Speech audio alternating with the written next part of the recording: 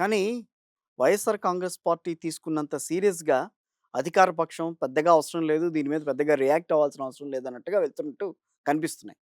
Sir కనిపించడం అంటే లోకేష్ బాబు గారు హ్మ్. ఎడ్యుకేషన్ మినిస్టరే కదా సార్ ఆయన. అవును. ఆయన సకల శాఖ మంత్రిలాగా అన్నిట్లో ఏలాడతాడు గానీ, నీకిచ్చినటువంటి శాఖకి నువ్వు న్యాయం చేయట్లేదు.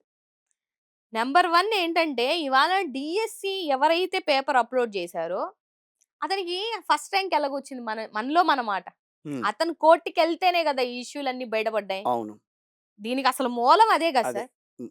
ఏమి గాడిదలు కాస్తున్నారా మీరంతా? అందులో ఆ డిపార్ట్‌మెంట్‌లో ఉన్న వాళ్ళు ఎగ్జామ్ రాయగూడదని మీకు తెలీదా? వాళ్ళు పర్మిషన్ పెట్టుకున్నప్పుడు మీరేం జేశారు? అతను ఎగ్జామ్ రాసినప్పుడు ఏం జేశారు? నీ దగ్గర పేపరొచ్చిన తర్వాత మీరు ఒక్కరే చూసుకొనుంటారా? ఎంతమందికి పంచాడో? ఎంతమందికి ఏం జేశాడో? ఎలా తెలుస్తది సార్?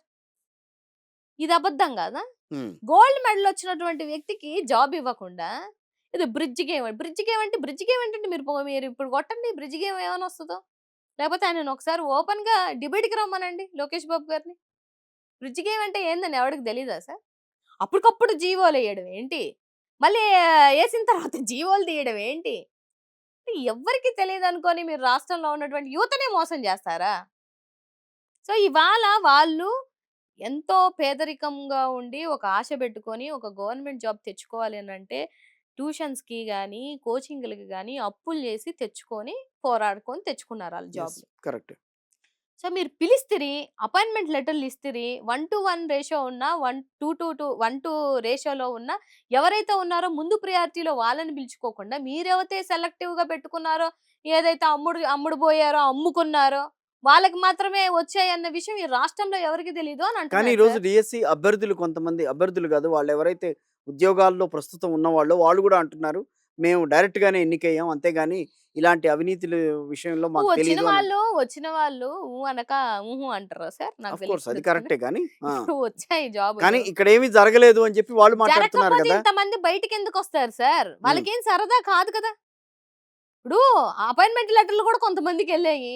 ఎందుకెళ్ళాయి? ఎందుకిచ్చారు? మళ్ళీ క్యాన్సిల్ చేయడానికి మీకేం రైట్ ఉంది?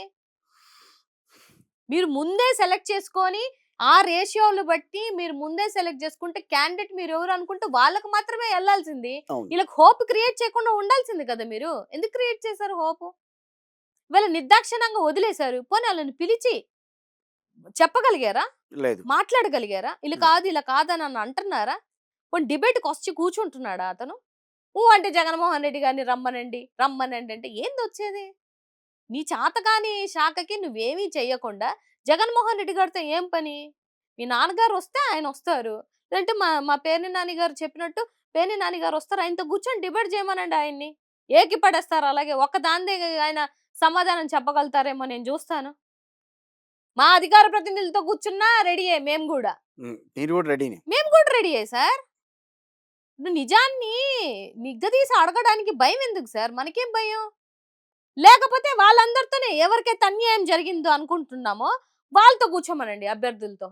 లైవ్‌గా. ఆళ్ళనెక్కడో సీక్రెట్‌గా కూర్చోబెట్టి మళ్ళీ ఆళ్ళని భయపెట్టి, బెదిరించి కాదు. హ్మ్. లైవ్ డిబేట్‌లో ఆళ్ళతో నిజంగా ఆ కూర్చోమనండి. బెదిరింపులనేవి జరిగినాయా మేడం ఇదివరకు ఎప్పుడన్నా? ఎందుకు జరగవు సార్? హ్మ్. ఇప్పుడు మొన్న పరామర్శకి వెళ్ళిన తర్వాత అలా వాళ్ళని కాదు సార్. చూసొచ్చిన తర్వాత వాళ్ళు మాట్లాడేది డిఫరెంట్‌గా ఉంటుంది మళ్ళీ. ఉంటుంది. ఇప్పుడు నిన్న మొన్నో అన్న దేవరపల్లికెళ్ళినప్పుడు అక్కడ అవును. ఎవరో ఒక హోటల్ లేడీ నాశనం చేశారు. హ్మ్. అది చేసేసారు, ఇది చేశారని అన్నారు.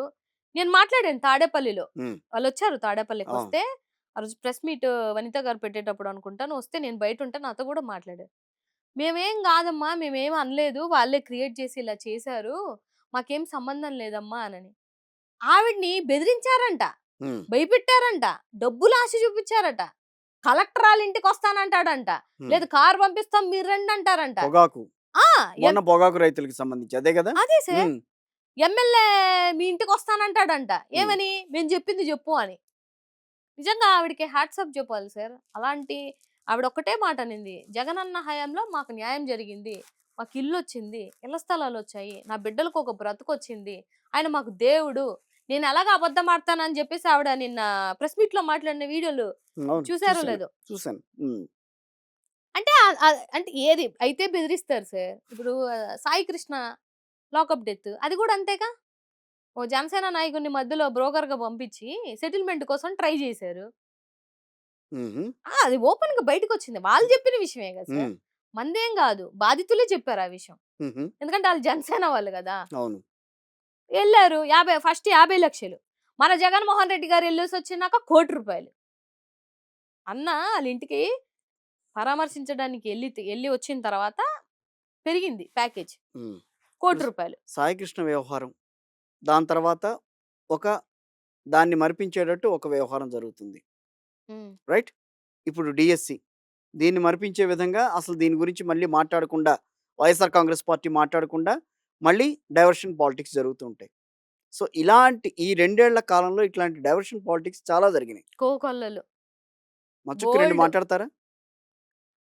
మీరు అబ్జర్వ్ చేయండి. ఒక్కటి డ్యామేజ్ అవుతుంది వాళ్ళ పార్టీకి. హ్మ్. వెన్నుపోటు పార్టీకి డ్యామేజ్ జరుగుతుంది. అదేంటండి? వద్దు. తెలుగుదేశం పార్టీ అనండి పోనీ. నేను అనను సార్. ఎందుకు?